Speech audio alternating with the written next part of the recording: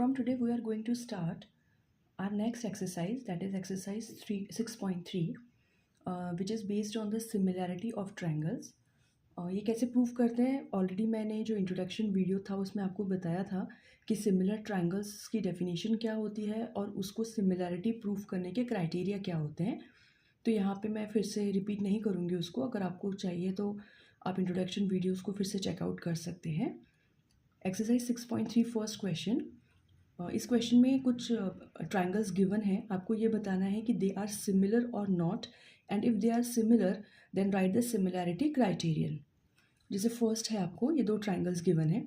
You can see that all the three angles, okay, they are equal. Angle A is equals to angle P 60, B and Q R equal 80 degree, and C and R ये दोनों 40 degree है. It means all the three angles of these two triangles are equal. So according to A criterion, इससे ये जो दोनों triangle है ये है हमारे सिमिलर. तो ये सिमिलैरिटी का साइन है. So triangle A B C is similar to P Q R. Second जो क्वेश्चन है उसमें आप ये दे सकते हैं A B C and P Q R है. ये भी सिमिलर है by S S S, side criterion से. पर सिमिलैरिटी के अंदर जो तीनों साइड्स हैं वो इक्वल नहीं होनी चाहिए. उनका जो रेशो है वो सेम होना चाहिए.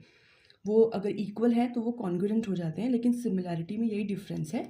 इसलिए हमने इनका, जैसे ए सी है, this is A C upon P Q, this is P Q. इसका जब हमने रेशो निकाला दैट इज़ 1/2. इन तीनों का रेशो निकाला तो तीनों का रेशो है 1/2.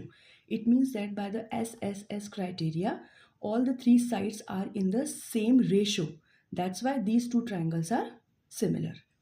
क्वेश्चन नंबर 3 है, वो नो आंसर है, बिकॉज दो जो लाइन्स हैं उनका तो सिमिलर हमारा रेशो है, बट जो थर्ड साइड है उनका रेशो इसके सिमिलर नहीं है. ये दोनों है 1/2, but L M upon E F का जो रेशो है वो इक्वल नहीं है.